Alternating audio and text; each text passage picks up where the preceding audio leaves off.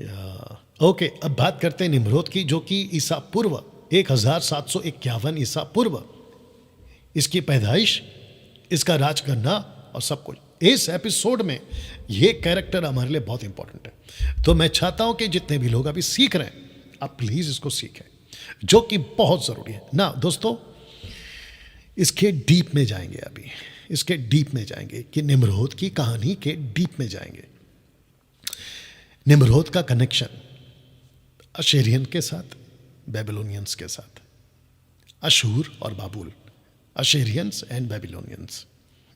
और नीचे आप देख सकते हैं मैंने रखा है कि द डिवाइडेड किंगडम। ऐसा क्यों? ऐसा क्यों?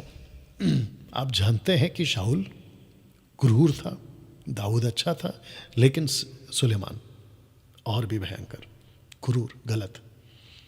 और उसके राज्य के दरमियान परमेश्वर ने यह कहा था कि मैं तेरे राज्य को छीन कर 10 गोत्र किसी और को दे दूंगा। मैंने इसके ऊपर टीचिंग दी थी, जेरोबाम और यरोबाम, ये टीचिंग दी थी मैंने आपको। और 2 गोत्र जूदा और बेंजामिन, ये अलग हो गए थे। तो 10 गोत्र को जिसने तहस नहस कर दिया, मैनिपुलेट कर दिया, मूर्ति पूजक बना दिया, वो था अशेरियंस। और जो 2 गोत्र हैं उनको 70 साल की गुलामी में ले गया, वो था बेबीलोनियंस। बताइए। और आप जानते हैं कि दानियल, यशाया नबी, उसने बेबीलोनियंस को, उस वक्त के यहूदा के लोगों को बहुत सारी बातों से मजबूत रखा।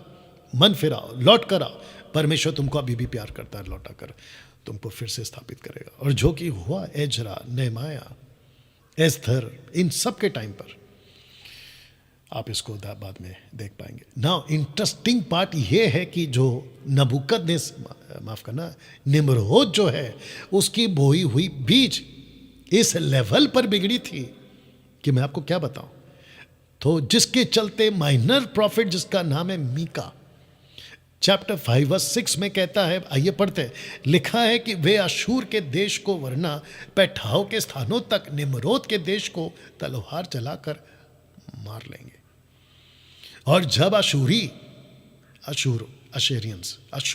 लोग हमारे देश में आए और उनके सिवाने के भीतर पांव धरें, तब वही पुरुष हमको उनसे बचाए। ये वही पुरुष कौन है जी? ये वही पुरुष है यीशु। चैप्टर 5 का 1 से पढ़ोगे ना, तो आपको कॉन्टेक्स्ट में यीशु पता चलेगा। हे अप्रथा, तू जो छोटा है, तुझ में से एक अधिपति निकलेगा, यानी कि एक पुरुष निकलेगा।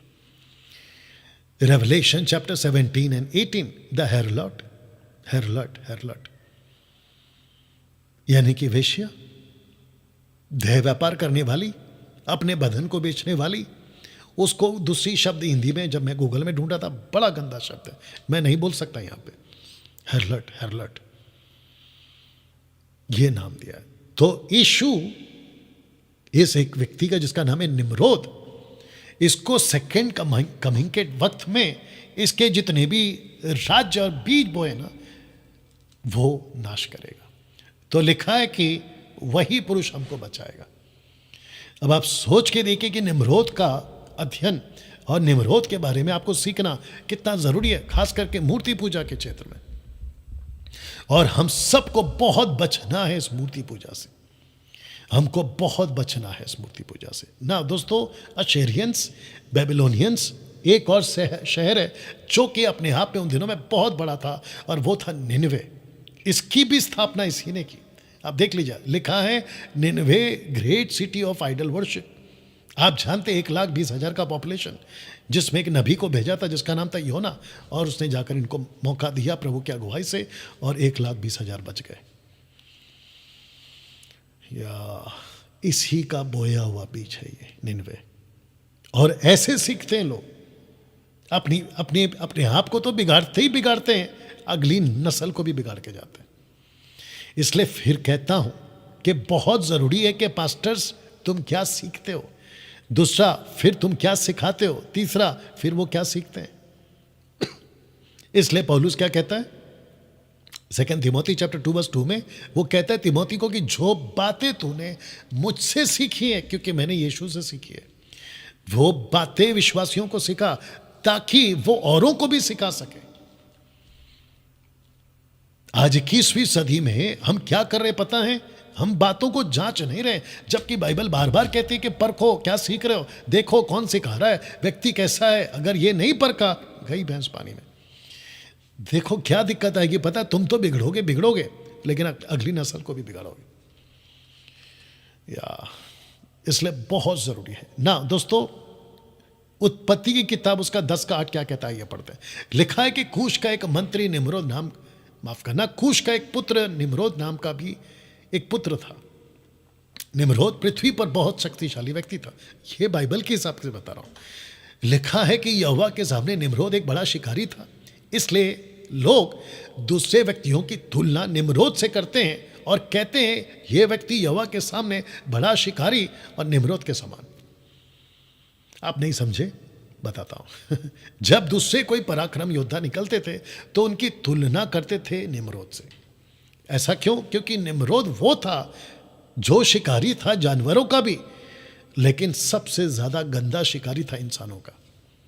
और परमेश्वर को यह बात पसंद नहीं थी, इसलिए लिखा है कि परमेश्वर की नजर में यह ऐसा पाया गया जो कहता है कि शिकारी, यहोवा के सामने बड़ा शिकारी।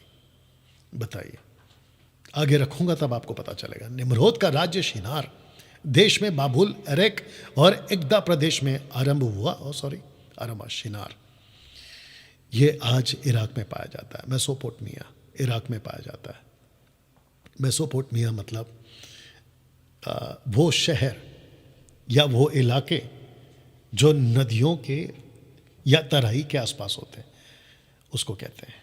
ओके, आशा करता हूं आप समझ गए। ओके ना दोस्तों, अब शुरू करते हैं यशार चैप्टर 7 वर्स 23 से। लिखा है कि उन्हीं दिनों में हम का पुत्र नूह का पोता कुश ने बुढ़ापे में स्त्री ब्याली और उससे एक पुत्र उत्पन्न हुआ, और उन्होंने ये कहकर उसका नाम निम्रोद रखा कि उस समय मनुष्य फिर बलवा करने लगे। उस समय मनुष्य फिर बलवा करने लगे। किसके अगेंस्ट में? परमेश्वर के अगेंस्ट में। परमेश्वर के विरुद्ध अपराध किया। लड़का बड़ा हो गया। कौन? निम्रोद। उसका पिता उससे बहुत प्रेम रखता था। कौन? कूश, क्योंकि वह उसके बुढ़ापे का पुत्र था। इसने जब शादी करी ना कूश ने, तो वो बुढ़ापे का टाइम था। बताइए, वाह। 24 लिखा है खाल का, बहुत ध्यान से सुनना। लिखा है कि खाल के जो वस्त्र परमेश्वर ने आदम और उसकी पत्नी के लिए बनाए जब वे वाटिका से निकले थे, वो कूश को दे दिए गए थे। अब प्रश्न उठता है कि आदम के और हव्वा के जो कपड़े कूश के पास कैसे पहुंचे? रखता हूं। लिखा है क्योंकि आदम और उसकी पत्नी के मरने के बाद वे वस्त्र यहरेत के पुत्र अनोक को दिए गए, और जब अनोक परमेश्वर के पास से ले लिया गया, तब उसने, यानी कि उठा लिया गया, तब उसने उन्हें अपने पुत्र मतूशैले को दिया। तो आदम और हव्वा के कपड़े किसके पास पहुंचे? अनोक के पास। अनोक के पास से किसके पास पहुंचे? मतूशैला के पास। मतूशैला के बाद किसके पास पहुंचे? नूह के बाद। नूह के पास। लिखा है मतूशैला के मरने पर नूह उन्हें पकड़कर, यानी कि समेट कर या उठाकर जहाज में ले आया। जब तक वो जहाज से बाहर ना निकला तब तक वे उसके साथ रहे। अब कूश के पास कैसे पहुंचा और निम्रोद के पास कैसे पहुंचा? लिखता है उसके बाहर जाते समय, किसके? नूह के एक व्यक्ति, यानी कि उसका छोटा बेटा हाम ने वे वस्त्र अपने पिता नूह से चुरा लिए और उनको ले जाकर अपने भाइयों से छिपा रखा। वाह, क्या कभी इसके बारे में सुना था? क्या बाइबल मूसा जी इसके बारे में लिखते हैं? नहीं। तो हमको कहां से पता चली? यशार की किताब से। अद्भुत है नहीं? क्योंकि मैच हो रहा है इसलिए बता रहा हूं। वचन 28 लिखा है कि जब हम का पहलौटा कूश उत्पन्न हुआ, तब उसने उसे गुप्त वस्त्र दिए। किसने? हमने। किसको? कूश को। और वे बहुत दिन तक कूश के पास रहे।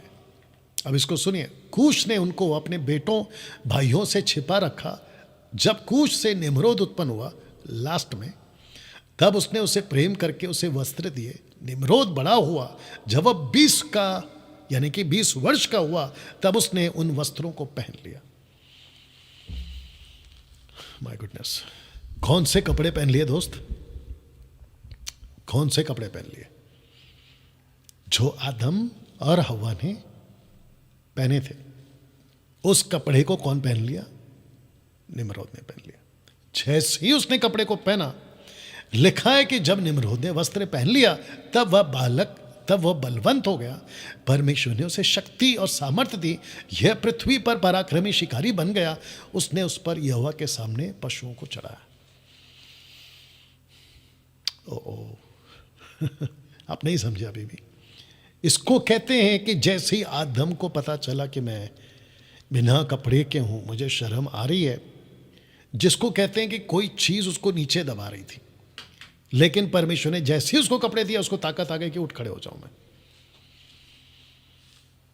कुछ सुपर नेचुरल पावर, कुछ अलौकिक शक्ति उस वक्त उस कपड़े में थी। यह वस्त्र का कॉन्सेप्ट अदन की वाटिका में क्यों आया? क्योंकि वस्त्र का कॉन्सेप्ट इसलिए आया क्योंकि प्रकाशित वाक्य की किताब हो या ओल्ड टेस्टमेंट की बात हो या यीशु की बात हो, कहता कि धार्मिकता का वस्त्र, धार्मिकता का वस्त्र, द क्लोथ ऑफ राइचस और राइचसनेस जो यीशु देते हैं, उसकी कलीसिया को पहनाया गया या पहनाया जाएगा। वाह, वस्त्र। जी, लिखा है कि निम्रोद ने अपने आप को दृढ़ किया। वह अपने भाइयों के बीच में से उठ खड़ा हुआ, अपने भाइयों के चारों ओर के सब शत्रुओं से लड़ने लगा। यहोवा ने उसके भाइयों के सब शत्रुओं को उसके हाथ में कर दिया। परमेश्वर ने समय समय पर उसको युद्ध में सफल किया और पृथ्वी पर राज्य करता रहा। अब इसको पढ़कर ऐसा लगता है कि पॉपुलेशन बड़ी तेजी से बढ़ रहा है, धड़ाधड़ बच्चे पैदा होते जा रहे हैं, धड़ाधड़। वाह, सोच नहीं सकते। क्योंकि जब हम बाइबल पढ़ते हैं, लिखा है कि जो विशेष व्यक्ति होते थे उसका नाम लिखते थे कि वो अभी पैदा हुआ, साथ में और भी बेटे बेटियां पैदा हुआ।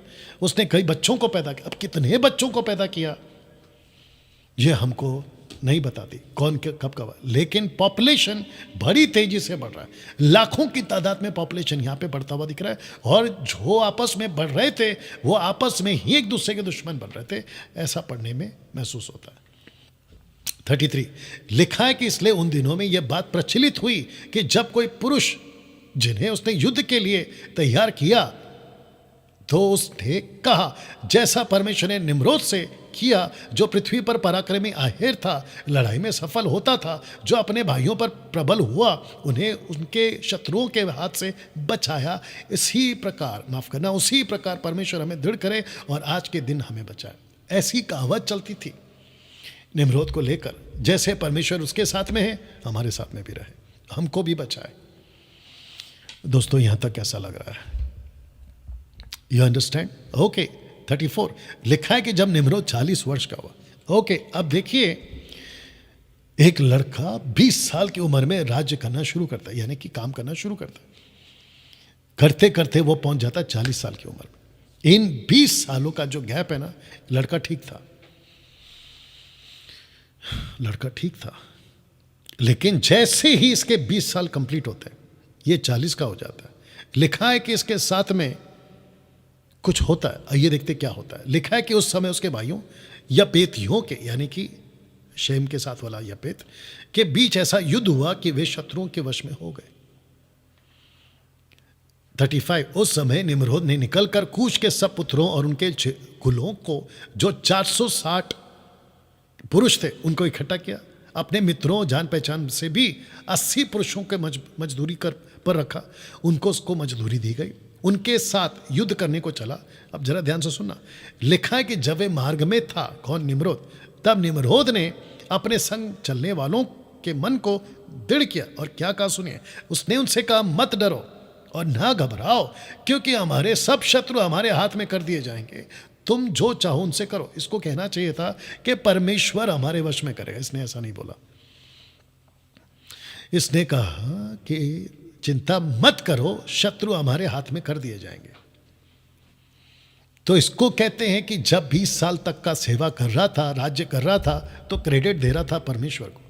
लेकिन जैसे ही बड़ा हो गया, युद्ध पे युद्ध जीता चला गया, तो परमेश्वर को महिमा देना बंद करके अब ये महिमा अपनी तरफ खींच रहा है। मैं आगे बताऊंगा कैसे, और भी बताता हूं। लिखा है 37 में, जो पुरुष गए वे सब लगभग 500 थे, ऊपर 460 और नीचे 80 के आसपास। तो आप 500 के आसपास बोल सकते हैं।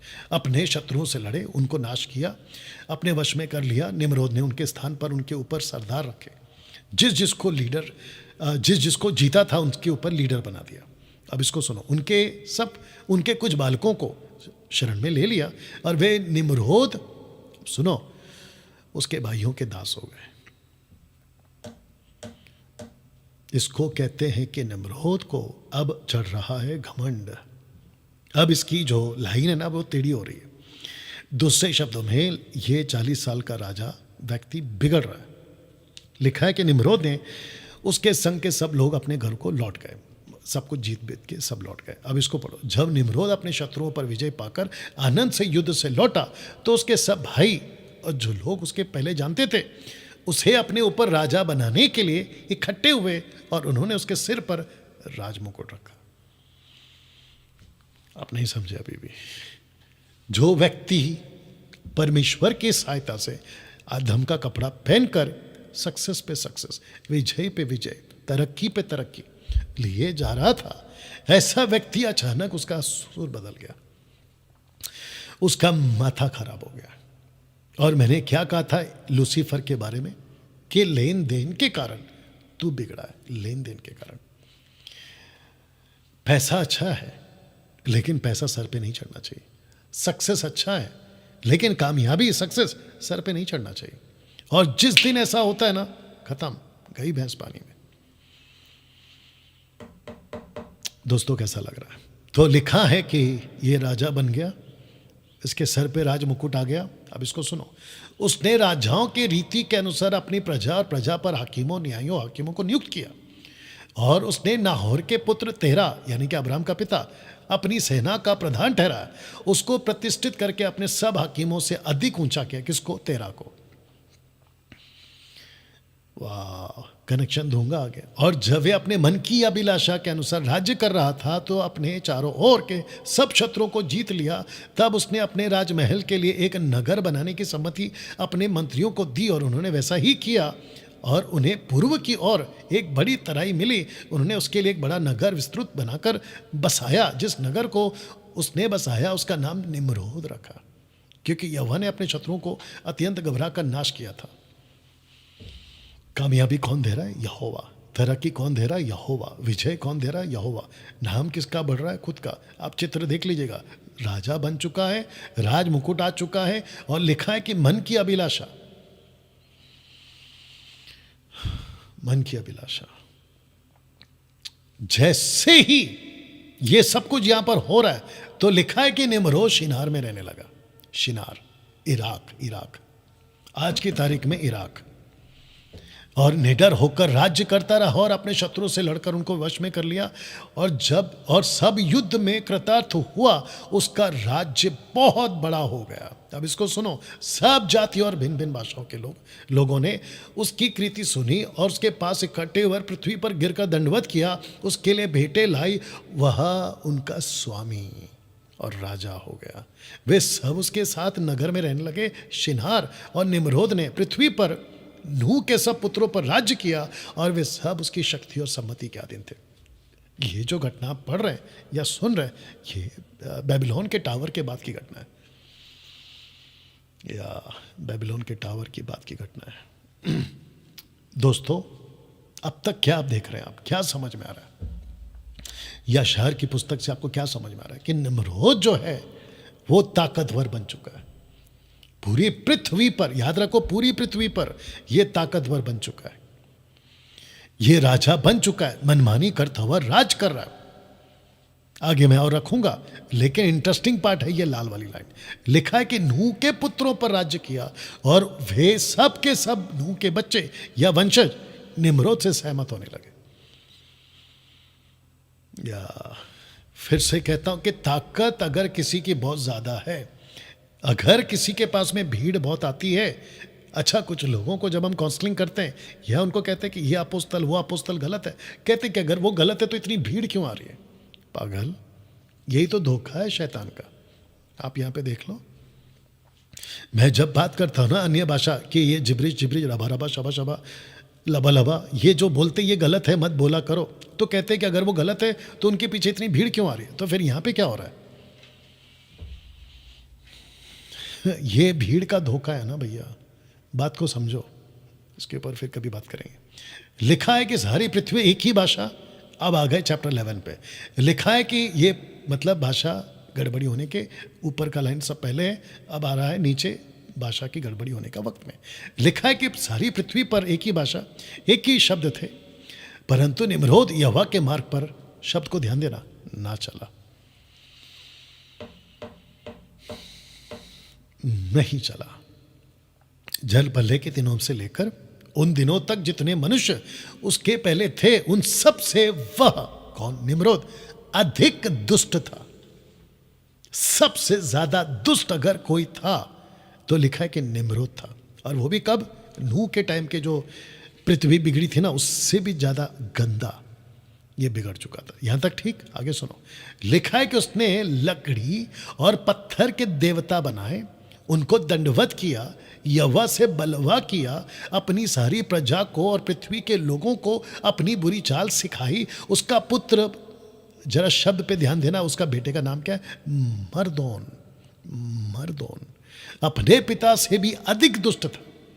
तो इसको कहते हैं कि निम्रोद दुष्ट था नूह के टाइम के दानों से बढ़कर।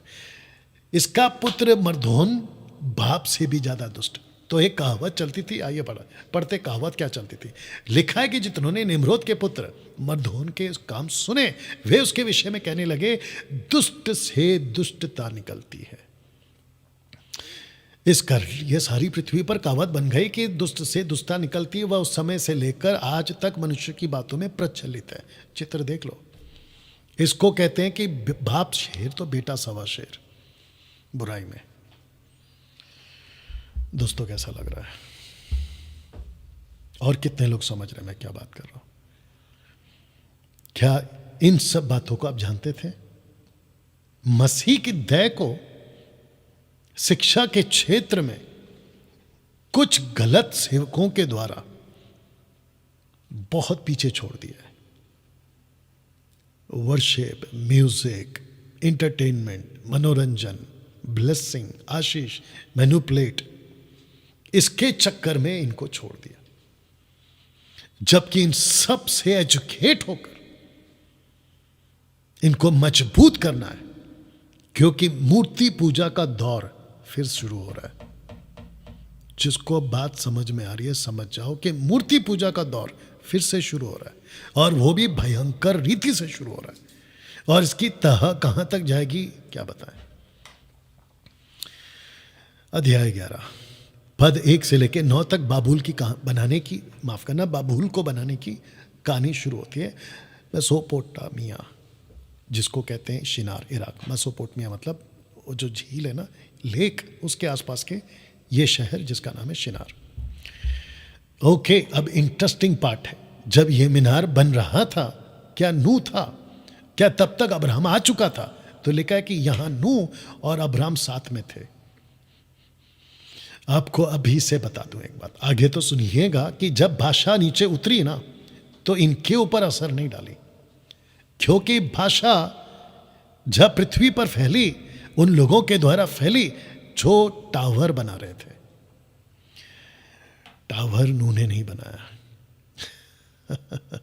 बाबुल अब्राहम ने नहीं बनाया। जो बाबुल का टावर बना रहे थे, उन पर भाषा उतरी। बात समझ में आ रही है आपको, या ये पॉइंट आपको नहीं पता था? अभी बता रहा हूं। उत्पत्ति 11:1, बाढ़ के बाद सारा संसार एक ही भाषा बोलता था, यानी कि हिब्रू एक ही भाषा बोलता था। उत्पत्ति 11:4 में लोगों ने कहा, हम अपने लिए एक नगर बनाए, हम एक बहुत ऊंची इमारत बनाएंगे जो आकाश को छुएगी। हम लोग प्रसिद्ध हो जाएंगे, फेमस हो जाएंगे। लोग ऐसा करेंगे तो पूरी धरती पर बिखरना नहीं, हम लोग एक जगह और एक साथ रहेंगे। हाँ, अगर हम लोग ऐसा करेंगे तो पूरी धरती पर हमको बिखरना नहीं पड़ेगा। जबकि यह परमेश्वर की योजना के बिल्कुल विपरीत है। यीशु कहते मत्ती 28:18 में, गो। आजकल के पास्टर कहते कम, मेरी मीटिंग में आओ, मेरी सभा में आओ। यीशु कहता है जाओ, ये कहते आओ, भिड़ा गर्क। ये चल रहा है आजकल। अच्छा, ऊपर से क्या कहते पता है, अगर तुम मेरे चर्च में नहीं आए तो तुमको आशीष नहीं मिलेगी। मूर्खता का स्टेटमेंट है ये, मूर्खता का स्टेटमेंट है। आदमी चर्च में जाने से नहीं बढ़ता है, आदमी प्रभु में रहने से बढ़ता है। मैं चर्च जाने के खिलाफ नहीं हूं, लेकिन ये जो तो अपनी दुकान चलाते हैं ना कि तुम संडे संडे चर्च में आना कंपलसरी है, नौकरी छोड़ दो, बिजनेस छोड़ दो, उसके चक्कर में कितने लोगों ने नौकरी और बिजनेस छोड़ दिया आपको पता नहीं है। ऐसी टीचिंग देते हैं, जबकि प्रभु कहता है जाओ जाओ। लेकिन लॉकडाउन के दरमियान इनको अच्छी अकल सिखाई और फिर ये खुद कहते चर्च नहीं आना, तुम अपने घर पे रह के प्रार्थना करना, चर्च नहीं आना। बोला क्यों? वायरस फैल रहा है। वाह बेटा, इसको कहते दोगलापन। आगे बढ़ता है, लिखा है उत्पत्ति 11:5 में, यहोवा नगर और बहुत ऊंची इमारत को देखने के लिए नीचे आया। इसको कहते कि परमेश्वर ने अलाउ किया कि बनाओ, देखता हूं क्या चल रहा है, क्योंकि इनको सबक सिखाना था। बनाओ, बना रहे बनाओ। ये बिगड़ी हुई औलादे थी। इसमें नूह नहीं है, इसमें शेम नहीं है, इसमें अब्राहम नहीं है, इसमें बाबूल को बनाने वाले निम्रोद की पार्टी के लोग हैं। यह आपको समझना होगा। यहोवा ने लोगों को यह सब बनाते देखा। वचन 6, यहोवा ने कहा ये सभी लोग एक ही भाषा बोलते हैं। उस वक्त में ये लोग एक ही भाषा बोलते हैं, हिब्रू। और यहोवा ने कहा मैं क्या देखता हूं कि सब एक ही दल के हैं और भाषा भी उन सब की एक ही है, और उन्होंने ऐसा भी काम भी आरंभ किया, और अब जितना वे करने का यत्न करेंगे उसमें से कुछ उनके लिए अनहोना ना होगा। मतलब they will be success, they will succeed, वो कामयाब हो जाएंगे।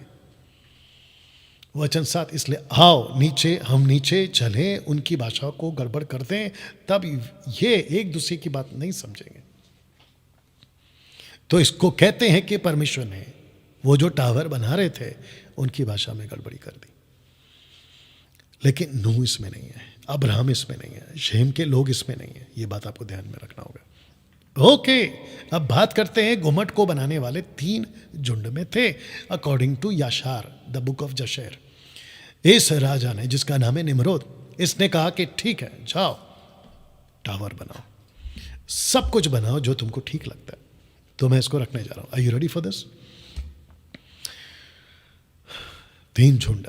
सबसे पहले ने कहा हम स्वर्ग पर चढ़ेंगे, उससे लड़ेंगे। ये वो पहला ग्रुप था 2 लाख का।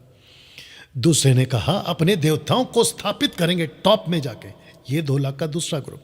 अब आ रहा है 2 लाख का तीसरा ग्रुप। टोटल 6 लाख लोग। लिखा है तीसरे ने कहा उसे धनुषों और भालों से मारेंगे। किसको? परमेश्वर को। बताइए, क्या नूह ऐसा करेगा? नहीं। क्या अब्राहम ऐसा करेगा? नहीं। इसलिए मैंने कहा कि ये लोग इस टावर को बनाने में शामिल नहीं है। क्या इस बात से आप वाकिफ थे? शायद नहीं। आज हो जाइए। आइए शुरू करते हैं। The book of Jasher chapter 9 verse 21 onwards. लिखा है कि निम्रोद के सब हकीमों, उसके बड़े लोग ने मिलकर सम्मति की फूत मित्जराइम, कूश, इथोपियन और कनान, देख रहे हो ना? किसके बच्चे? हाम के। अपने अपने कुलों समेत एक दूसरे से कहने लगे आओ हम अपने लिए एक नगर, उसमें एक दृढ़ गुम्मट बनाए। जो व्यक्ति गलत होता है, जब उसके साथ में ग्रुप जुड़ जाता है, जब वो प्रचार करते हैं तो लोगों को लगता है कि इनका ग्रुप बड़ा है इसलिए ये सही बोल रहे होंगे। आज भी यही देखा जा रहा है कि बोलने वाले का ग्रुप बड़ा है तो इसलिए ये सही बोल रहा होगा। इसके व्यूअर्स बहुत हैं, मिलियंस में, इसलिए ये गलत कैसे हो सकता है? पागल। मिलियंस के चक्कर में मत पड़ो, व्यूअर्स के चक्कर में मत पड़ो, ग्रुप के चक्कर में मत पड़ो, भीड़ के चक्कर में मत पड़ो। बोले चर्च अच्छा है, क्यों? बोला वर्शिप बड़ी अच्छी है, चर्च बहुत अच्छा है, पास्टर भी बहुत अच्छा। बोला क्यों? इनके यहाँ पे भीड़ बहुत आती है। पागलो, भीड़ के चक्कर में मत पड़ो, नहीं तो भटक जाओगे। तो इन्होंने एक दूसरे को इनकरेज किया। ये देखते क्या हुआ। लिखा है उसकी चोटी, कहते इतना ऊंचा बनाएंगे कि उसकी चोटी स्वर्ग तक पहुंचे। स्वर्ग तक पहुंचे। हिंदी में गड़बड़ है स्वर्ग का, उसको समझ जाइए, क्योंकि मेरा लैपटॉप उसका हिंदी फॉन्ट को एक्सेप्ट नहीं कर रहा है। आगे पढ़ते हैं। लिखा है कि हम अपना नाम बनाएंगे या बढ़ाएंगे, जो कि परमेश्वर ने नहीं बोला था कि हम राज्य करें सारे जगत पर, इसलिए कि हमारे शत्रुओं की बुराई हमसे दूर हो जाए और हम उन पर सामर्थ्य से राज्य करें। अच्छा, उनके युद्धों के कारण पृथ्वी पर तितर बितर हमको ना होना पड़े, या हमको ना होना पड़े। बताइए, ये सब लूसीफर का योजना है। ये ऐसी सोच मनुष्य के अंदर लूसीफर डालता है। वचन 22, वे सब राजा के पास गए, उन्होंने राजा को ये बातें बताई। राजा ने उस विषय में उनसे सहमत होकर वैसा ही किया। राजा खुश, और राजा की जब लड़ाई हो रही है तो राजा खुश, जबकि राजा को, जिसका नाम है निम्रोद, इसको यहाँ पे बात को परखना चाहिए। इसलिए कहता हूँ कि बड़े बड़े पास्टरों, बिशपों, अपोस्तलों, जब तुम्हारे चर्च के कमेटी तुमको कुछ कहते हैं ना तो परखो, क्योंकि तुम्हारी कमेटी है और तुम्हारे लोग हैं, तो अंधभक्त की तरह बात को मत सुन लेना। तुम खुद को मैन ऑफ गॉड कहते हो ना, तो परखा करो कि क्या चल रहा है। वचन 23 लिखा है कि सब कुल के लोग जो कोई 6 लाख पुरुष थे, क्या कहा था मैंने आपको, 6 लाख पुरुष थे, इकट्ठे होकर नगर और घुमट को बनाने के लिए बड़ी भूमि ढूंढने को निकले। उनको बड़ी जमीन चाहिए थी, हजारों की एकड़ में या लाखों की एकड़ में उनको जमीन चाहिए थी। पूरी पृथ्वी पर ढूंढते रहे और उन्हें पूर्व की ओर एक तराई को तुल्य कोई भूमि ना मिली, जहां पे जिसको कहते हैं इराक, जिसको कहते हैं मेसोपोटामिया, जिसको कहते हैं शिनार, वो जगह छोड़ उनको बाकी पूरी पृथ्वी पर ऐसी कोई जगह ना मिली। आप देख लीजिएगा, लिखा है कि शिनार देश लगभग 2 दिन की पैदल दूरी पर था। उन्होंने वहां यात्रा की और वहीं पर रहने लगे। अब आपको पता चला शिनार, या और जिस नगर और घुमट को पूरा करने की उन्होंने कल्पना की थी, उसे बनाने के लिए वे ईंटें बनाने और आग जलाने लगे। वाह, ईंटें बनाने लगे। और मैंने क्या कहा था, पूना चिंबूर, मैंने क्या कहा था कि परमेश्वर को ईंट पसंद नहीं है। पता है क्यों? क्योंकि ईंटों में ना शेप होता है, आकार होता है। निर्गमन 20:25 क्या कहता है कि जब तुम एक्सक्यूज मी मेरे लिए वेदी बनाओ तो उसको ईंटों से नहीं बनाना बल्कि पत्थर से बनाना। बिल्कुल साफ लिखा है कि वो पत्थरों की वेदी होनी चाहिए। फिर नीचे क्या कहता है कि अगर तुमने उसके ऊपर अपना औजार चलाया तो तुम उसको अशुद्ध कर दोगे, क्योंकि पत्थर को कोई शेप नहीं होता है, ईंट को शेप होता है, और पत्थर को शेप के बगैर ही, क्योंकि आकार देने का काम परमेश्वर का है, आपका और हमारा नहीं है। आजकल सबसे ज़्यादा क्या चल रहा है, ऐसे उठो, ऐसे बैठो, ये पहनो, वो मत पहनो, ऐसे करो, वैसे मत करो। बाइबल के बाहर की शिक्षा। इसको सब कुछ करते हुए, 1 सेकंड दीजिएगा प्लीज, ये सब करते हैं तो ये बात को कनेक्ट किया हूं। लिखा है 25 में घुमट का बनाना उनके लिए अपराध और पाप था, और वे उसे बनाने लगे। और जब वे स्वर्ग के परमेश्वर यहोवा के विरुद्ध निर्माण कर रहे थे, माफ करना, तो उन्होंने अपने मन में उसके विरुद्ध लड़ने और स्वर्ग पर चढ़ने की कल्पना की। किसने? 6 लाख लोगों ने, 3 ग्रुप ने। बताइए कैसे कर सकते हैं ये लोग? आगे बढ़ते हैं। वचन 26, इन सब लोग, माफ करना, इन सब लोगों और कुलों ने अपने 3 भाग किए, 3 पार्ट्स। ये बात हमको बाइबल नहीं बताती, लेकिन याशार की पुस्तक बताती है। पहला क्या कहता है सुनिए, आप देख लीजिए आपके स्क्रीन के ऊपर। पहले ने कहा स्वर्ग पर चढ़ेंगे, उससे लड़ेंगे। किससे? परमेश्वर से। दूसरे ने कहा हम स्वर्ग पर चढ़ेंगे, वहां अपने देवताओं को स्थापित करके उनकी उपासना करेंगे, अपने देवताओं की उपासना करेंगे, लेकिन रखेंगे कहाँ? ऊपर टॉप पे। आज भी सबसे ज्यादा भक्ति, सबसे ज्यादा आराधना, आइडल वर्शिप कहां की जाती है? ऊंचाई वाली जगहों पर। आप समझदार हैं मैं क्या कह रहा हूं या? तीसरा क्या कहता सुनिए, तीसरे ने कहा हम स्वर्ग पर चढ़ेंगे, उसे धनुषों और भालों से मारेंगे। किसको? परमेश्वर को। बताइए, ये सोच, ऐसी कल्पना और ऐसी बातें इंसान के दिमाग में अगर आ रही हैं तो इसकी उपज के पीछे किसका हाथ है? लूसीफर का। क्योंकि लूसीफर परमेश्वर का सबसे बड़ा निंदक है। सबसे बड़ा निंदक है। बताइए, जिसको आपको और हमको ये समझना बहुत ज़रूरी है। और परमेश्वर उनके सब कामों, उनके सब बुरे विचारों को जानता था, और उसने इस नगर और घुमट को भी देखा जिसे वे बना रहे थे। या वचन 27, बनाते बनाते उन्होंने अपने लिए बड़ा नगर और ऊंचा, बहुत ऊंचा दृढ़ घुमट बनाया। बना चुके थे ये लोग। उसकी ऊंचाई के कारण गारा, ईंटें उस पर चढ़ाते समय राजमिस्त्रियों तक नहीं पहुंची, जब तक कि ऊपर चढ़ाने वालों ने पूरा 1 वर्ष पूरा नहीं कर लिया। और उसके बाद वे राजमिस्त्रियों के पास पहुंचे और उन्हें गारा और ईंटें दे दी। इस प्रकार ये प्रतिदिन किया जाए। इसका मतलब क्या होता था कि नीचे से ईंट पहुंचाने में टॉप पर 1 साल लगता था। वाह! इसको कहते हैं कि ये नहीं थक रहे। इसको कहते हैं कि ये नहीं थक रहे, प्रतिदिन कर रहे। इसको मैंने क्या कहा था? ये पोजेस हो चुके थे। 6 लाख लोग पोजेस। लूसीफर ने इनको पोजेस कर लिया था, दुष्ट आत्मा ने इनको पोजेस कर लिया था। और देखो, वे दिन भर ऊपर चढ़ते, औरों को उतारते रहे। यदि उनके हाथों से कोई ईंट गिरकर टूट जाए तो वे सब उस पर रोएंगे। यदि कोई गिरकर मर जाए तो उसमें से कोई उसकी ओर ना देखे।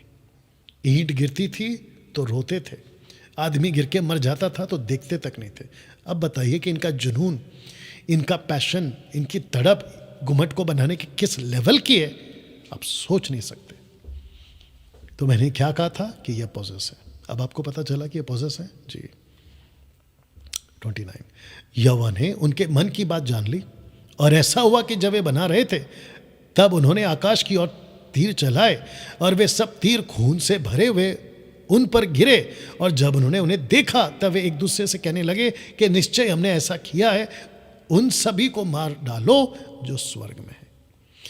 अब आप लोग सोच रहे होंगे कि डैनियल भाई तीर को जब मारते थे तो ऊपर से तीर जब नीचे गिरते थे, रिवर्स आते थे, तो वो उसमें खून कहाँ से लग गया? क्या इन्होंने वाकई में स्वर्गदूतों को मार दिया? क्या वाकई में स्वर्गदूतों के पास खून है, ब्लड है? क्या परमेश्वर को इन्होंने घायल कर दिया? आइए पढ़ते हैं। क्योंकि यहोवा, ऐसा इसलिए हुआ क्योंकि यहोवा की ओर से इसलिए हुआ कि वे उनको भटकाए। इसी रीति से उन्होंने जमीन पर से नष्ट करने के लिए उनको भटकाए। वाह! तो परमेश्वर क्या करते थे? जानबूझकर उनके जो तीर वो जब छोड़ते थे, भाला या तीर छोड़ते थे, उसमें खून लगा देता था परमेश्वर। ऐसा क्यों? ताकि वो भटक जाए। बाइबल क्या कहती है? इफिसियों 2:1 कहती है कि अगर तुम परमेश्वर के अधीन नहीं रहे तो परमेश्वर भटका देने वाला आत्मा काम करवाएगा तुम्हारे अंदर। वाह! वचन 31, उन्होंने घुमट और नगर को बनाया। बहुत दिन और वर्षों के बीतने तक वे ऐसा प्रतिदिन करते रहे। वर्षों, इसको बोल सकते हैं कि कई वर्षों बीत गए। लोग करप्ट होते चले गए, लोग बिगड़ते चले गए, और इस धोखे में रहे कि हमने ऊपर वाले परमेश्वर को घायल कर दिया। और ऐसे कर कर के हम एक दिन इतने सक्सेस हो जाएंगे कि पृथ्वी पर कोई परमेश्वर नहीं रहेगा, बल्कि वो परमेश्वर रहेगा जिसको हमने बनाया। और वो कैसे है मैं रखूंगा। परमेश्वर ने उन 70 स्वर्गदूतों से जो उसके सामने सबसे बड़े खड़े थे, जो उसके निकट खड़े थे, कहा आओ हम उतर कर उनकी जीभों को ऐसा बिगाड़े कि एक मनुष्य अपने पड़ोसी की भाषा ना समझ सके। उन्होंने ऐसा ही किया। उनकी भाषा में आ गई गड़बड़ी। जो भाषा में वो बोलते थे ईंट लाओ, उसको समझता था कि भाला लाओ या ढाल लाओ या कुछ और लाओ। और जिसके चलते उन्होंने, जरा चित्र देख लो, उसके चलते लिखा है कि उस दिन के बाद वे अपने दूसरे पड़ोसी की भाषा भूल गए। कौन सी भाषा भूल गए? हिब्रू भूल गए। एक भाषा में बोलना ना समझ सके, जो भाषा थी एक भाषा थी, उसको वो ना समझ सके। राजमिस्त्री अपने पड़ोसी के हाथ से चूना या पत्थर ले लेता, जिसकी आज्ञा उसने ना दिया तो राजमिस्त्री ने उसे ढाल दिया, उसको ढाल दिया। उसे दूर फेंक दो, अपने पड़ोसी पर फेंक दो और वो मर जाए। बताइए, चित्र को ठीक से देख लो और इनका क्रोध देख लो, इनका गुस्सा देख लो, और ऐसे आग बबूला हो गए और मैंने क्या कहा था आपसे, इनकी बॉडी लैंग्वेज को देखकर क्या लगता है कि ये पोसेस है, और वाकई ये पोसेस थे, ये वाकई पोसेस थे, और जिसके चलते एक दूसरे को मार दिया। उन्होंने ऐसा बहुत दिन किया, उनमें से बहुतों को इस रीति से घात किया, लिखा है घात किया, दे किल्ड। यहोवा ने वहां के तीनों दलों को मारा, उन तीनों दलों को मारा, उनके कामों और युक्तियों के अनुसार उनको दंड दिया। आइए देखते हैं कैसा दंड दिया। तो जो पहला था ना, जो कहते थे कि हम स्वर्ग पर चढ़कर अपने देवताओं को उपासना करेंगे, वे वानर और हाथियों के समान बन गए। कभी पढ़ा था, आज पढ़िए, लिखा है वानर, एप्स या एप, ये वानर, उधर एलिफेंट्स, हाथी। वाह, इसको मैं फिर पढ़ रहा हूं। जो कहते थे हम स्वर्ग पर चढ़कर अपने देवताओं की उपासना करेंगे, वे वानर और हाथियों के समान बन गए। वानर यानी कि एप्स, एप और एलिफेंट्स। अब प्रश्न उठता है कि ऐसा क्यों? प्रश्न उठता है कि ऐसा क्यों? इनको वानर और हाथियों क्यों बना, एप्स और एलिफेंट्स क्यों बना? आपको बताऊं, क्योंकि भजन संहिता 115 1 से लेकर 8 तक लिखा है कि उनके हाथ नहीं है, पैर नहीं है, नाक नहीं है, कान नहीं है, और ना ही हाथ से छू सकते, चल सकते, सूंघ सकते, देख सकते। लिखा है कि जैसे वे हैं वैसे ही उनके बनाने वाले हो जाएंगे। They will become like them. यही तो किया यहां पे परमेश्वर ने। आज भी ये लोग मौजूद हैं और आज भी इनकी आराधना होती है। आप समझते हैं मैं किसकी बात कर रहा हूं। डैनियल भाई याशार की पुस्तक से आपने बता दिया, क्या ये कहीं बाइबल में, प्रोटेस्टेंट बाइबल में क्या इसका जिक्र है? तो लीजिए दानियल की किताब 4 अध्याय वचन 25 में क्या ऐसी कोई घटना घटी थी? लीजिए, लिखा है कि तू मनुष्यों के बीच से निकाला जाएगा, मैदान के पशुओं के संग रहेगा, तू बैलों की नाई घास चरेगा। अब इसको पढ़ो, आकाश की ओर से भीगा करेगा, आकाश की ओस से भीगा करेगा। 7 युग यानी कि 7 साल तुझ पर बीतेंगे, जब तक कि तू ना जान ले कि मनुष्यों के राज्य में परम प्रधान ही प्रभुता करता है, जिसे चाहे वह उसे दे देता है। राजा नबूकदनेस्सर किसका बीज है? किसका बोया हुआ बीज है? बेबीलोन किसका बीज है? नबूकदनेस्सर का। और क्या लिखा है, ये कैसे बन गया? ये बैल की तरह बन गया। बैल देख लो, ऑक्स, बैल। अब प्रश्न उठता है, क्या बाइबल के अंदर इंसानों को या घटनाओं को कुछ अलग तरीके से बदलते, बोलते देखा गया है? रख रहा हूं। सबसे पहले मैं चाहता हूं कि आप ये चित्र देख लो कि शैतान को बाइबल 5 नाम, शैतान को बाइबल 5 नाम देती है। शैतान को बाइबल में 5 नाम दिया गया है। 5 नाम। एक है सरपेंट, सांप। दूसरा है रेड ड्रैगन। नीचे है लाइक अ लायन, पक्षी। और सबसे बड़ा इसकी जो हरकत है, जिसको बाइबल बहुत बार बोलती है, यीशु बोल चुके हैं, पतरस बोल चुका है, पौलुस बोल चुका है, वुल्फ, भेड़िया। चिड़िया कहां पे लिखा है डैनियल भाई? मत्ती की किताब 13 अध्याय में आप नहीं पढ़ते? जो किनारे बोया गया उसको किसने चुग लिया? पक्षी, Lucifer. Serpent, red dragon, revelation chapter 13। वो कौन था रेड ड्रैगन? और जो नीचे गिरा, लूसीफर, वहां पे क्या ट्रांसलेशन है? Red dragon, Greek and KJV version. बताइए, ये सब आपके बाइबल में है। ओके, आपने देखा होगा कि जोना एक अलग तरीके से बच निकलता है, बहुत बड़े मछली के पेट से। योना, जीसस को पौलुस कहता है कि 6 लाख लोग जो पानी पीते थे ना जंगल में, वो यीशु था जो चट्टान के रूप में। ये आपके बाइबल में है। ब्रास सरपेंट यानी कि पीतल का सांप मूसा के वक्त में, ये घटना अलग। और वॉल ऑफ जरीको कैसे गिरा, और जोशुआ ने 4 घंटा सूरज रोका, उसको नहीं रखा हूं, लेकिन आप जानते हैं। अब इसका बी पार्ट, 35 का बी पार्ट लिखा है कि जो कहते थे हम तीरों से स्वर्ग को मार डालेंगे, ये दूसरा ग्रुप की बात हो रही है, मार डालेंगे, उनको यहोवा ने एक मनुष्य को उसके पड़ोसी के हाथ से मार डाला। तीसरा, उनका तीसरा दल जो कहते थे कि हम स्वर्ग पर चढ़कर उससे लड़ेंगे, उनको यहोवा ने पृथ्वी पर तितर बितर कर दिया।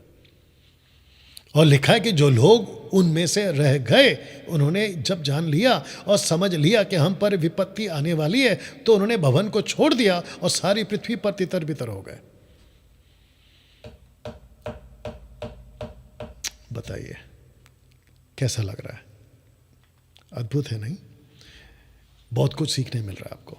उन्होंने नगर और गुम्मट को बनाना बंद कर दिया, इस कारण उसने उस स्थान का नाम बाबेल, और हिब्रू वर्ड है बिलबुल, और बिलबुल का मतलब होता है कंफ्यूजन पैदा करना या कंफ्यूज हो जाना, रखा, क्योंकि वहां यहोवा ने सारी पृथ्वी की भाषा को उलझा दिया था, कंफ्यूज। बिलबुल देखो, वह शिनार देश के पूर्व में था, इराक में था। अब दोस्तों, जो ग्रुप थे वो 3 थे, 6 लाख लोग, तीनों का दंड मिल गया। लेकिन जो टावर था ना, मीनार, गुम्मट, उसके भी 3 हिस्से हैं। लिखा है 38 में, याशार की पुस्तक की बात कर रहा हूं, जो गुम्मट मनुष्य ने बनाया था, पहला क्या हुआ देखो, पृथ्वी ने अपना मुंह खोला, उसका 1/3 भाग निगल लिया, और दूसरा जो बचा था उसको आग ने जला दिया। और जो तीसरा है 1/3 जो बचा था, लिखा है कि आज के दिन तक बचा है, वह उस भाग का है जो ऊपर था, उसकी परिधि 3 दिन की पैदल की दूरी पर, मतलब वहां पहुंचने के लिए भी 3 दिन लगते थे। उस गुम्मट में बहुत से मनुष्य अर्थात अनगिनत लोग मर गए,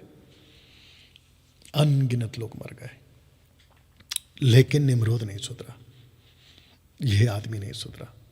और आपको पता है क्यों नहीं सुधरा? जब परमेश्वर का दिमाग खराब हो जाता ना, जो कि वो नहीं होना चाहिए, आप ऐसी हरकत नहीं करना कि उसका दिमाग खराब हो जाए आपके लिए, तो परमेश्वर उसको मौका नहीं देता मन फिराने का। जैसे राजा फिरौन, उसको मौका नहीं दिया मन फिराने का। मैं तुझे बताऊंगा कि यहोवा कौन है, क्योंकि जब मूसा कहता ना कि यहोवा ने भेजा, तो ये पलटकर क्या कहता है कि यहोवा कौन है। उसी पल परमेश्वर का दिमाग खराब हो गया, बोला बेटा तेरे को बताऊंगा कि यहोवा कौन है, तुझे तो दंड दूंगा, लेकिन तेरे जितने भी देवता हैं उन सबको दंड दूंगा। ये रखता है ताकत परमेश्वर, जिसका मैं सेवक हूं, और जिसको प्रचार करते वक्त में मैं घमंड महसूस करता हूं कि मैं लकड़ी और पत्थर की नहीं, सच्ची करता परमेश्वर की आराधना करता हूं। ओके दोस्तों, लेकिन निम्रोद नहीं सुधरा, उसका प्रूफ दे रहा हूं। जशेर उसका चैप्टर 11 वर्स 6 में लिखा है, याशार लिखा है कि निम्रोद बाबेल में रहने लगा। वहाँ उसने अपने बाकी प्रजा पर फिर से राज्य करना शुरू किया, जो प्रजा बच गई। वह निडर होकर राज्य करने लगा। निम्रोद की प्रजा और हकीमों ने यह कहकर उसका नाम अमरापेल रखा कि गुम्मट पर उसके हकीम और पुरुष उसके हाथ से गिर गए। अमरापेल। उसके बावजूद निम्रोद प्रभु के पास नहीं लौटा। इतना सब कुछ हुआ, लेकिन निम्रोद नहीं लौटा। वह दुष्टता करता रहा, मनुष्यों को दुष्टता सिखाता रहा। फिर कह रहा हूं, खुद भी दुष्ट बना और दूसरों को भी दुष्टता सिखाया। इसलिए जीसस ने क्या कहा मैथ्यू चैप्टर 23 में? उसने कहा कि उन लोगों से बच के रहना जो मूसा की गद्दी पे बैठे। मूसा की गद्दी का मतलब आप समझते हैं? जो मूसा ने तोरा लिखा ना, जो 5 किताबें लिखी ना, जो बातें लिखी ना, उसकी गद्दी पर बैठे। इसका मतलब है कि बिगड़ कर बैठे। वो खुद तो बिगड़ेंगे। मत्ती का पूरा 23 चैप्टर, खास करके लास्ट का पार्ट 13, 14, 15 के आसपास देख लेना। कहते हैं कि तुम तो नहीं जाओगे और दूसरों को भी जाने नहीं दोगे स्वर्ग में। यह हालत है आज के सेवकों की भी। 90% सेवक परमेश्वर के राज्य की गद्दी पे बैठे, हाथ में बाइबल पकड़ के।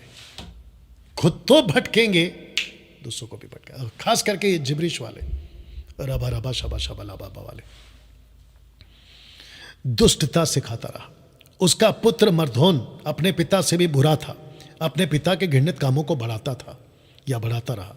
उसने मनुष्य से पाप कराया, इस कारण कहा जाता है कि दुष्ट से दुष्टता निकली। ओके, तो दोस्तों निम्रोद की कहानी यहाँ पे समाप्त होती है। लेकिन इस एपिसोड को ख़त्म करने से पहले मैं आपको ये एंगल देना चाहता हूँ कि आपको दो चित्र दिखा रहा हूँ। एक है बाबुल का टावर, घुमट, और दूसरा है 120 लोगों का इकट्ठा होना। तो लिखा है कि भाषा, माफ करना, एकता यहाँ भी थी और भाषाएं यहाँ भी उतरी थी। एकता यहाँ भी थी और भाषाएं यहाँ भी उतरी। पेंतिकोस के दिन, जब पेंतिकोस का दिन आया तब वे एक जगह इकट्ठा थे, एक मन एक जगह इकट्ठा थे। आकाश के नीचे के हर एक जाति में से भक्त यहूदी यरूशलेम में रहते थे। क्या ये बात सही है? यस। लेकिन दोनों में अंतर क्या है? तो लिखा है कि अंतर साफ है, मकसद अलग था। मकसद क्या था? कि तुम फैल जाओ। ऊपर वाला मकसद क्या था? कि तुम फैल जाओ। और ऐसी भाषा थी जो उनको समझ में नहीं आती थी। लेकिन जब पेंतिकोस के दिन भाषा उतरी तो मकसद, उस मकसद से पूरा उल्टा। यहां सब के सब एक दूसरे की भाषा समझ रहे। वहां पे नहीं समझे, लेकिन यहां पे समझ रहे। और कम से कम 16 से 17 कंट्रीज के लोग जो जूइश थे, जो यहां इकट्ठे हुए थे द डे ऑफ पेंटिकॉस्ट, इन्होंने क्या कहा? अरे ये तो गलीली है, ये हमारी मातृभाषा में कैसे बोल रहे हैं? और आजकल के so called Pentecostal charismatic independent वाले क्या बोलते हैं कि तुमको एक ऐसी भाषा दी जाएगी जैसे पेंटिकॉस्ट के दिन दी गई थी, एक्ट चैप्टर 2 वर्स 4 में। मूर्ख हो क्या तुम? माथा खराब हो गया है क्या तुम्हारा? कैसी टीचिंग देते हो चर्च को? और सबसे ज्यादा गुस्सा आता है उन लोगों पर जो उनकी बातें सुनते हैं। आप खुद क्यों नहीं पढ़ते बाइबल को? 1 कुरिन्थियों 14:2 हमको नहीं बताना, क्योंकि वहां पर लाइन अलग है। जो बात वहां पर पौलुस बोल रहा है वो वैसा तो ये लोग सिखाते ही नहीं है, पूरा डब्बे के बाहर है, आउटसाइड द बॉक्स ना। बहुत कुछ बोल चुका है इसके ऊपर। उत्पत्ति की पुस्तक उसका 11:8 लिखा है कि यहोवा ने लोगों को पूरी पृथ्वी पर फैला दिया। उससे लोगों ने नगर को बनाना पूरा नहीं किया। वचन 9, यह वही जगह थी जहां यहोवा ने पूरे संसार की भाषा को गड़बड़ कर दिया था, इसलिए इस जगह का नाम बाबुल, बिलबुल पड़ा। इस प्रकार यहोवा ने उस जगह से लोगों को पृथ्वी के सभी देशों में फैला दिया।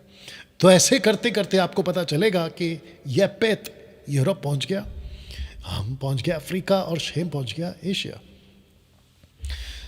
जब ये सब कुछ फैल रहा था, ये सब अपने अपने कंट्रीज और अपने अपनी बॉर्डरीज को बना रहे थे, तो उसके बीच में एक और नेशन उठकर आया, एक और ग्रुप उठकर आया, और वो था इज़राइल। वो था इज़राइल। और इज़राइल एक आदमी के द्वारा बना जिसका नाम था अब्राहम। उसका बाद में नाम हो गया अब्राहम। अब्राहम, तेरह का बेटा अब्राहम। उसका दादा